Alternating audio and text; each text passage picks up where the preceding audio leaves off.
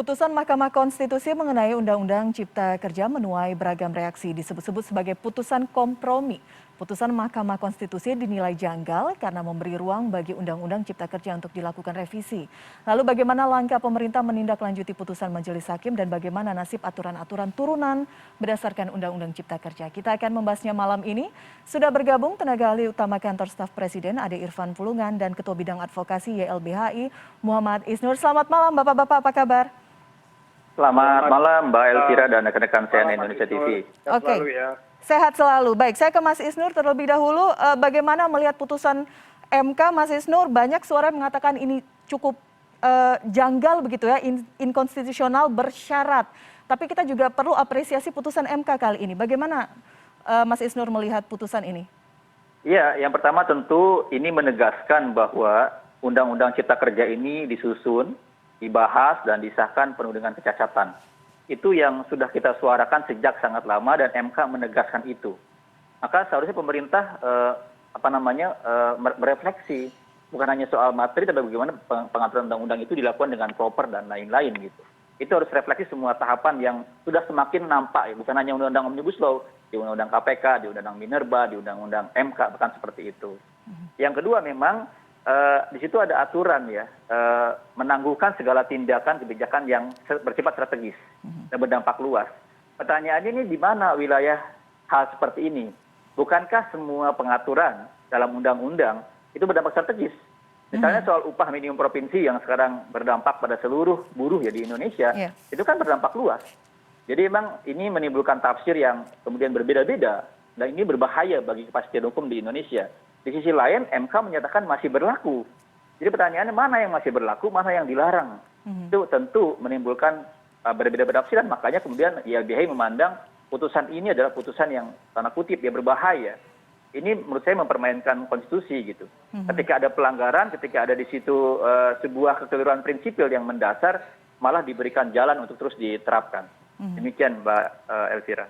Kita bahas nanti satu-satu ya. Saya ke Bang Irfan sekarang. Tadi disampaikan Mas Isnur juga bahwa ini bentuk penegasan produk undang-undang ini bermasalah sejak awal. Pemerintah akhirnya juga mengakui setelah ada putusan MK, mengapa sedikit dipaksakan pada saat itu prosesnya bersama dengan DPR.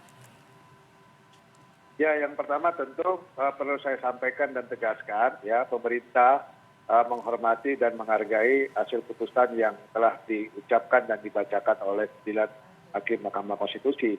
Walaupun ke-9 itu tidak bulat, ya, seluruhnya mengatakan adanya cacat prosedural di pembentukan Undang-Undang Cipta Kerja ini. Dan kita ketahui bersama ada 4 orang Hakim Mahkamah Konstitusi yang memberikan pendapat berbedanya, dissenting opinion, ya, terhadap putusan MK ini. Ada 3 pendapat yang berbeda. Satu pendapat 5 orang hakim, 2 pendapat dari 2 orang hakim, pendapatnya Pak Harif Hidayat dan Pak Anwar Usman, Ketua Mahkamah Konstitusi sendiri. Yang kedua pendapat lagi berbeda dari Pak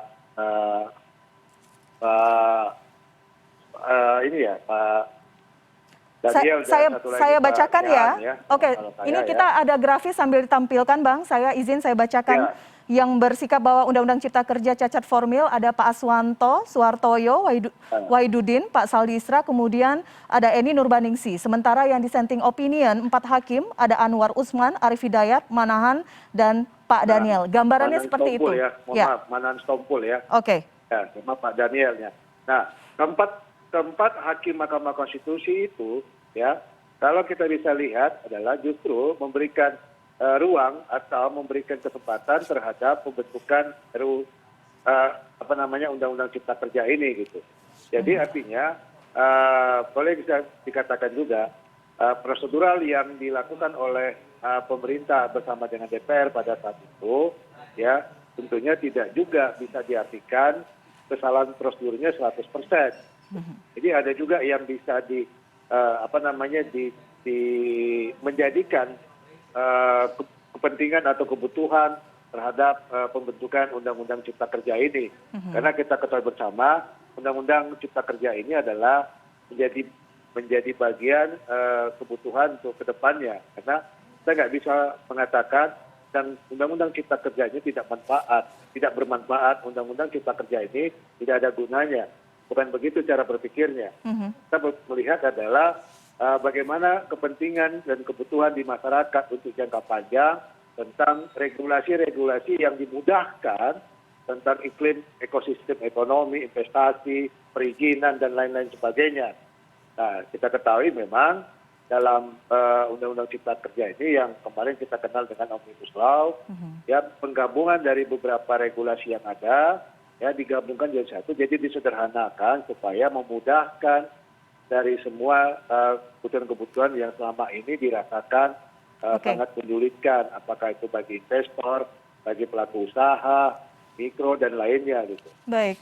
Bang Irfan, dari 9 hakim, ini tadi argumentasi Bang Irfan, dari 9 hakim kita melihat bagaimana ada dissenting opinion, ada 4 hakim dan 5 hakim kemudian menyebutkan bahwa ini cacat formil dan akhirnya putusan MK menyebutkan ada kesalahan dalam prosedur penyusunan bahasa yang mudah dimengerti masyarakat setidaknya begitu ya, karena tidak melibatkan partisipasi publik. Artinya pemerintah dan parlemen memang gagal menangkap aspirasi sehingga kemudian ini butuh ditegaskan oleh hakim dari Mahkamah Konstitusi. Komentar Anda, Bang Irfan. Ya, tadi saya katakan, artinya ini tidak menjadi kesalahan yang total. Ya, tapi memang ada kesalahan dan itu mayoritas. Ya, artinya ada juga yang dibenarkan oleh 4 hakim Mahkamah Konstitusi ini yang menjadikan adalah Undang-Undang Cipta Kerja ini menjadi kebutuhan, ya, karena hukum itu berkembang dan hidup di masyarakat. Ya, dia tidak harus mengikuti satu prosedur hukum yang ada. Gitu. Ini kan yang dianggap adalah Undang-Undang Cipta Kerja ini bertentangan dengan regulasi atau Undang-Undang nomor 12 tahun 2011, ya kan? Iya. Jadi prosedurnya, mekanismenya itu bertentangan dengan Undang-Undang nomor 12. Tapi di sisi lain ada semacam dukungan lah boleh saya katakan dari penjelasan, tanggapan atau argumentasi dari 4 hakim Mahkamah Konstitusi melihat kebutuhan Undang-Undang Cipta Kerja ini memang untuk masa sekarang ini ya bisa dimaklumi dan itu menjadi sebuah kebutuhan di masyarakat. Oke, saya tanya tanggapan Mas Isnur karena memang tadi diakui ada prosedur yang salah sehingga kemudian hakim pecah pendapatnya. Mas Isnur. Ya, Mbak Elvira, dalam sejarah MK itu dissenting itu sudah sangat biasa. Sangat banyak undang-undang lain itu dissenting. Tapi kita tidak bisa memandang itu sebagai sebuah argumentasi dalam ruang-ruang publik, apalagi disampaikan dalam ruang seperti ini. Yang dikutip itu pendapat mahkamahnya, karena dia sudah jadi satu. Walaupun Pak Anwar Usman bisa berbeda pendapat, tapi dia membacakan. Itu yang diambil pendapatnya, yang diambil sebagai kemudian dikutip oleh pemerintah. Dan saya sebenarnya agak kecewa dengan Mas Irfan di sini ya. Apakah ini mewakili sikap resmi pemerintah? Ya kemudian masih mencoba untuk defense, masih mencoba untuk berefleksi bahwa ada kekeliruan. Ini pihak yudikatif sudah memberikan teguran yang sangat keras kepada eksekutif dan legislatif dalam penyusunannya.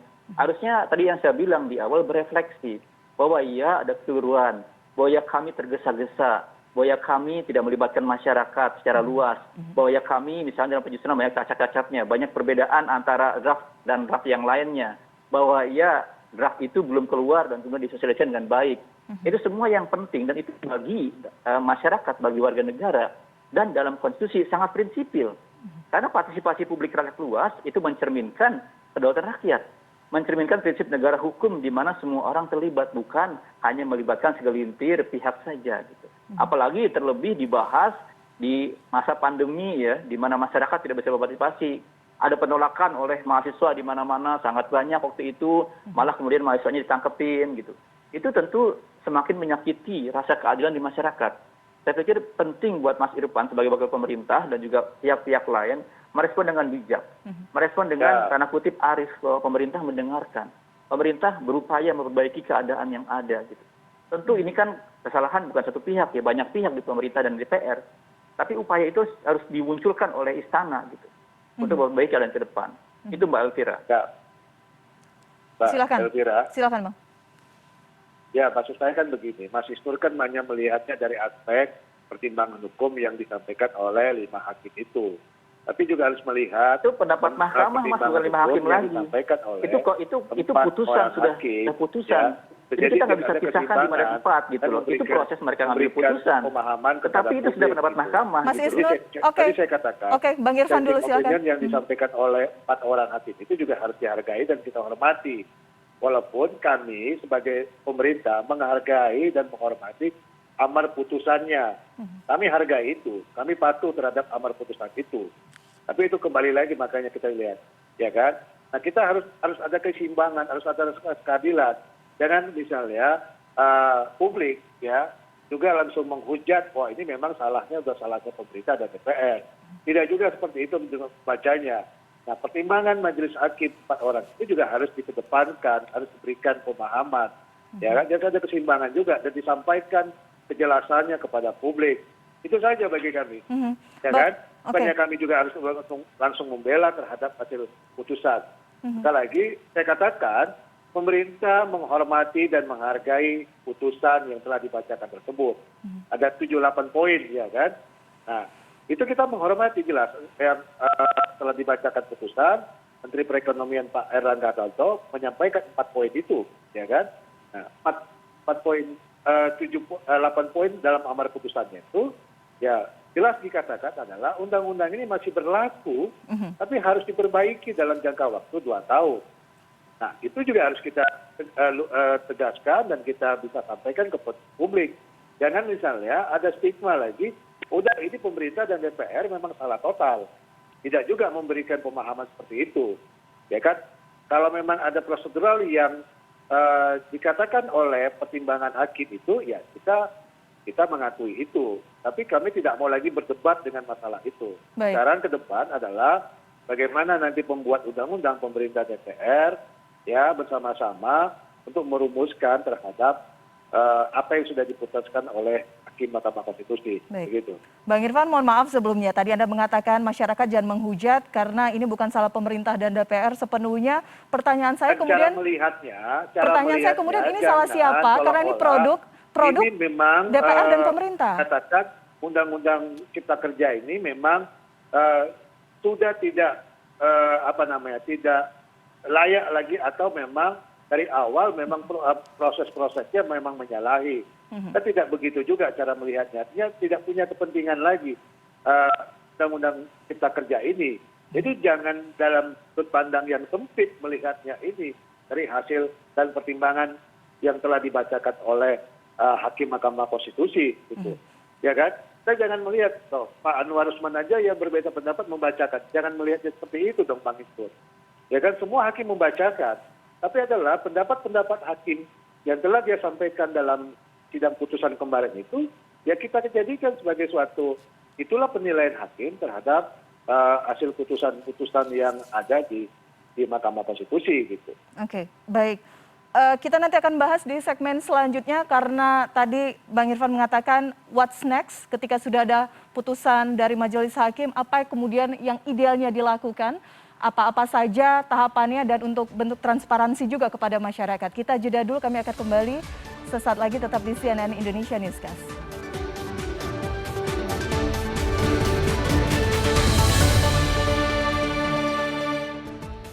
Kita masih berbicara mengenai Undang-Undang Cipta Kerja yang kemudian melalui putusan Majelis Hakim Konstitusi disebut cacat formil begitu ya. Ada banyak catatan dari Majelis Hakim, tapi saya sekarang ke Mas Isnur. Tadi di awal sempat Mas Isnur mengatakan pada saat putusan Hakim menyebut pemerintah diminta menangguhkan segala tindakan ataupun kebijakan yang bersifat strategis atau berdampak luas. Nah ini yang kemudian kan kekhawatirannya multitafsir begitu ya Mas Isnur. Bagaimana kemudian memastikan bahwa pembahasannya itu memang sesuai dengan apa yang dimaksudkan oleh majelis putusan hakim. Sebelum nanti saya akan tanya pendapat Bang Irfan. Ya, undang-undang itu kan erga omnes, berlaku untuk seluruh warga Indonesia. Dan setiap dampaknya dirasakan oleh seluruh rakyat yang berkenaan dengan hal itu. Tiap-tiap proyek yang dihasilkan, diizin melalui Undang-Undang Cipta Kerja ini, itu berdampak sangat luas juga. Jadi bagi saya ukuran strategis ini adalah ukuran undang-undang ini. Setiap pelaksanaan dari undang-undang ini berdampak strategis, bersifat strategis dan berdampak luas. Maka hakikatnya sebenarnya seharusnya setiap dari undang-undang ini ditangguhkan pelaksanaannya. Karena setiap penerapan dari pasal di undang-undang ini itu bersifat strategis dan berdampak luas. itu tafsir yang harus diambil secara menyeluruh untuk apa? Untuk keselamatan rakyat. Agar jangan kemudian kebijakan yang legitimasinya ini hampir hilang, legitimasi ini disebut oleh MK cacat, diterapkan. Akhirnya apa? Di masyarakat nanti akan sangat banyak penolakan karena undang-undang ini secara legitimasi sudah jatuh, sudah runtuh. Harus diukur itu kemudian. Nah, di sini yang kemudian menurut kami, karena bahasa ini, frasa yang kemudian tidak jelas ukurannya apa, akan berdampak pada perbedaan-perbedaan penafsiran. Menurut saya, menurut YLBHI, menurut banyak masyarakat sipil dan ahli hukum yang sudah bersuara saya baca, ya semuanya berdampak strategis. Semuanya berdampak luas, maka harus dihentikan dulu semuanya. Kira-kira begitu Mbak Elvira. Oke, Bang Irfan, artinya apa? Memang sudah disampaikan juga oleh pemerintah ya, tidak akan mengeluarkan aturan turunan yang baru. Tapi yang saat ini berarti masih akan tetap berlanjut, meskipun kita tahu banyak kontroversi yang menyertai. Ya, dari amar putusan, kita bicara amar putusan Mahkamah Konstitusi ya Bang Isnur ya, bukan interpretasi ya, amar putusan. Dari 9 amar putusan yang disampaikan dan telah dibacakan oleh 9 hakim Mahkamah Konstitusi, jelas dikatakan pada poin 4 adalah menyatakan Undang-Undang Nomor 11 Tahun 2020 tentang Cipta Kerja Lembaran Negara Republik Indonesia Tahun 2020 Nomor 245, tambahan Lembaran Negara Republik Indonesia Nomor 6673 masih tetap berlaku sampai dengan dilakukan perbaikan pembentukan sesuai dengan tenggat waktu sebagaimana yang telah ditentukan dalam putusan ini. Itu jelas. Jadi artinya kita harus hukum ya, Undang-Undang Cipta Kerja ini masih tetap berlaku sampai dengan waktu 2 tahun yang telah ditentukan oleh Mahkamah Konstitusi. Setelah ada perbaikan. Oke, jelas. Nah, tentu saya melihat atau membaca analisa dari Bang Isnur adalah pada poin 7. Ya kan? Poin 7 menyatakan untuk menangguhkan. Nah, harus dilihat, membacanya jangan parsial sepihak-sepihak gitu, harus membacanya secara utuh. Poin 7 menyatakan untuk menangguhkan segala tindakan kebijakan yang bersifat strategis dan berdampak luas, serta tidak dibenarkan pula menerbitkan peraturan pelaksana baru yang berkaitan dengan Undang-Undang Nomor 11 Tahun 2020 tentang Cipta Kerja ini. Ya, tentu dengan amar putusan poin 7 ini kami tidak akan dapat menerbitkan aturan baru atau regulasi baru turunan dari Undang-Undang Nomor 11 ini. Itu kami temukan. Itu ada dua Mas Irfan. Yang pertama itu tindakan atau kebijakan, yang kedua peraturan. Konstitusi ini. Jadi potong-potong begitu. Sudah ada ya putusan MK ini kan tidak berlaku surut. Jadi artinya undang-undang ini masih berlaku, turunan dari undang-undang ini yang telah dikeluarkan sebelum dibacakan ini ya tetap masih berlaku. Begitu. Iya, tapi kemudian ketika pelaksanaan, walaupun sudah dilahirkan sebelum putusan MK ini, ketika pelaksanaannya dia berupa tindakan yang bersifat strategis dan berdampak luas, ya ditangguhkan. Nah, itu kan penafsiran. Itu tafsir yang harus diambil oleh pemerintah karena undang-undang itu dalam pelaksanaannya bersifat strategis. Pemerintah dilarang untuk mengeluarkan aturan kebijakan yang sifatnya strategis. Itu pemahaman yang kami lihat dalam poin ke-7 ini. Ya, jadi artinya ada kebijakan dalam bentuk regulasi yang sifatnya strategis. Tidak boleh lagi dikeluarkan oleh pemerintah. Apakah itu dalam turunannya, apakah itu dalam bentuk peraturan presiden, peraturan kalau kita baca Mas Irfan, Undang-Undang 30/2014, itu yang tindakan itu sangat luas definisinya. Ucapan saja itu bisa dinilai sebagai tindakan. Diskresi bisa dianggap sebagai kebijakan. Itu beda dengan peraturan. Kalau tindakan sifatnya dia adalah kemudian base checking, bukan regeling. Kalau kemudian yang penerbitan peraturan itu regeling. Jadi baik regeling maupun base checking yang bersifat strategis dan berdampak luas, sama-sama ya, boleh dilakukan. Kebijakan baru misalnya. Tapi kalau kebijakan yang telah dikeluarkan sebelum putusan ini kan masih berlaku. Masih bisa dijalankan. Misalnya karena gini apa? Ya. Misalnya gini. Undang-Undang Cipta Kerja ini. Oke, Bang Irfan, saya ke Mas Isnur dulu. Tunggu sebentar. Mahkamah Konstitusi ini masih berlaku. Itu dulu, jadi kita lihat dulu. Mas Isnur, silahkan. Benar, tapi kata menangguhkan segala tindakan ya. Itu tindakan berarti sangat luas dampaknya. Inilah yang menurut saya Mbak Elvira. menurut pandangan kami, menurut pandangan banyak ahli yang sudah berbicara, itu berarti pemerintah harus mengukur, harus menimbang setiap tindakan itu berdampak strategis apa enggak. Bagi kami, setiap pelaksanaan undang-undang itu bersifat strategis. Misalnya izin lingkungan. Itu berdampak nggak? Sifat strategis nggak? Strategis. Berdampak luas nggak? Berdampak luas. Ketika izin lingkungan diberikan kepada sebuah perusahaan yang dia merusak lingkungan, dia merusak kawasan strategis dan lain-lain, ketika terus dilakukan penambangannya dan rusak lingkungan, ya nggak bisa diulangi, nggak bisa dikembalikan kondisinya. Maka hentikan segala izin-izin lingkungan yang kemudian berdampak strategis. Hentikan misalnya pemberian tadi ya, tanda kutip saya kutip UMP ya. UMP ini strategis nggak? Strategis, berdampak luas buat buruh.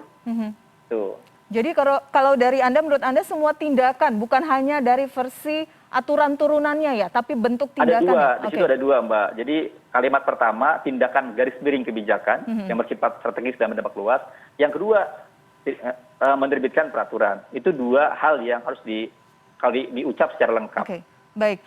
Pertanyaannya kemudian Mas Isnur, ini kan multitafsir ini kemudian pasti menjadi hambatan langkah selanjutnya ketika ada jeda 2 tahun untuk masa revisi Undang-Undang Cipta Kerja. Tapi masalah yang sederhana seperti ini saja tampaknya memang sangat multitafsir. Bagaimana Anda melihatnya?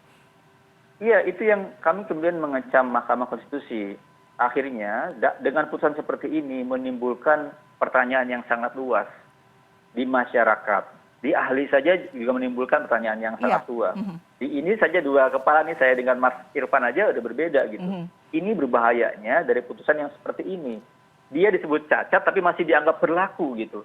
Itu berbahaya sekali bagi penerapan hukum di Indonesia. Kepastian hukum akan semakin jauh. Apalagi dampaknya keadilan akan semakin jauh ke depannya. Kira-kira gitu. Itu yang kami kecam dari putusan MK. Oke. Bang Irfan tetap firm begitu ya, tapi kita bertanya kemudian langkah strategis pemerintah seperti apa selanjutnya untuk membahas tentang revisi Undang-Undang Cipta Kerja ini tentunya nanti bersama dengan Parlemen, dengan DPR. Ya pasti itu, karena kan memang disebutkan oleh Mahkamah Konstitusi adalah pembuat undang-undang. Artinya bukan hanya pemerintah, tapi adalah pembuat undang-undang. Nah pembuat undang-undang itu kan pemerintah dan DPR diminta untuk memperbaiki, kan itu poinnya. Ya kan, nah, itu saya pikir jelas ya, jelas. Nah, tentu nanti secara teknis itu akan dikoordinasikan gitu.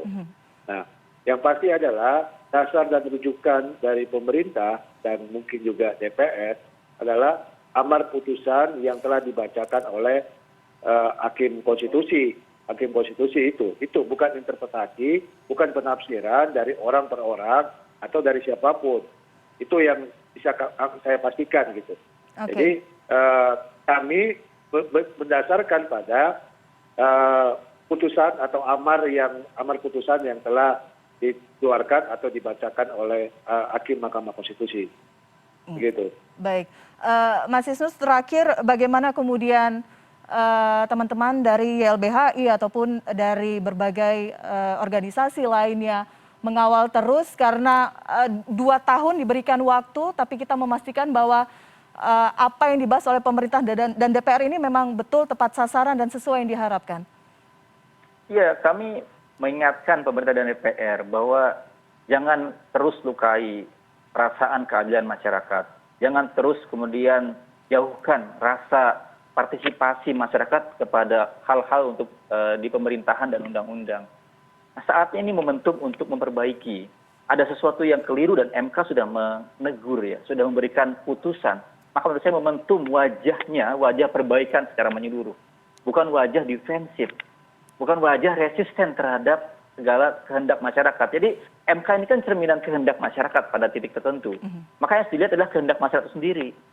Masyarakat rakyat yang berdaulat, rakyat yang punya kehendak untuk berpartisipasi, rakyat yang khawatir akan ruang hidupnya. Itu harus diperhatikan oleh pemerintah dan DPR. Itu saja Mbak Elvira dari saya. Terima kasih. Baik, Bang Irfan, terakhir yang penting sebenarnya mengembalikan kepercayaan masyarakat. Menunggu waktu 2 tahun memang banyak harapan, tapi bagaimana menjaga komitmen ini sehingga memang nanti yang direvisi Undang-Undang Cipta Kerja adalah memang betul untuk kebutuhan masyarakat. Ya, yang pertama gini, kita betul ya, kita belum punya pengalaman ya bagaimana menggabungkan puluhan atau beberapa regulasi dalam satu ketentuan yang ada. Itulah yang kita sebut dengan Omnibus Law. Ya, tapi saya yakin dan percaya Undang-Undang Cipta Kerja ini atau yang kita kenal dengan Omnibus Law ini adalah sangat bermanfaat, sangat strategis, tidak hanya buat pembangunan kita Republik ini, dan tentu ini akan berpihak dan mempunyai kepentingan di masyarakat. Bagaimana yang selama ini kita keluhkan karena perizinan bertele-tele, birokrasi yang terlalu berbelit-belit, iklim investasi yang lambat. Nah inilah yang dijawab tantangannya dalam Undang-Undang Cipta Kerja ini. Tentu undang-undang ini tidak bisa kita rasakan begitu, ibaratnya kalau bisa saya analogikan, kita makan sambal, rasa pedasnya. Jadi Undang-Undang Cipta Kerja ini tentu tidak bisa serta-merta begitu disahkan langsung terlihat manfaatnya. Tapi pasti saya yakin dan percaya terlihat manfaatnya, berfaedahnya di masyarakat dan siapapun, ini jangka panjang gitu. Ya, kita harus bergerak maju dengan melihat kondisi-kondisi, kecepatan dan ketepatan yang ada untuk membangun Republik ini dari ujung Sabang Aceh sana sampai dengan Papua, itu harus menyatukan kepentingan-kepentingan yang ada, dan dalam satu visi bagaimana bisa melihat kebutuhan-kebutuhan yang ada selama ini yang hambat dengan urusan-urusan birokrasi dan regulasi. Nah, inilah yang kita butuhkan. Bang Irfan, tentu kedepannya dengan adanya putusan Mahkamah Konstitusi ini, perbaikan waktu yang ditentukan oleh Hakim Mahkamah Konstitusi itu menjadi dasar bagi kami nanti bersama-sama dengan DPR untuk tetap memperbaiki sesuai dengan yang disyaratkan oleh Hakim Mahkamah Konstitusi. Termasuk melibatkan partisipasi publik ya, mungkin teman-teman dari YLBHI nanti juga diajak untuk diskusi ya Mas Isnur. Kita akan mengikuti ya koreksian dari Hakim Mahkamah Konstitusi tentang semua syarat-syarat yang telah ditentukan sesuai dengan peraturan-peraturan dan regulasi yang ada. Gitu. Baik, kita tunggu komitmennya bagaimana pemerintah dan juga DPR nanti. Mas Isnur, terima kasih. Dan juga Bang Irfan sudah berdiskusi bersama kami malam hari ini di CNN Indonesia Newscast. Selamat malam, salam sehat selalu. Selamat malam. Selamat malam. Salam sehat selalu. Salam sehat selalu.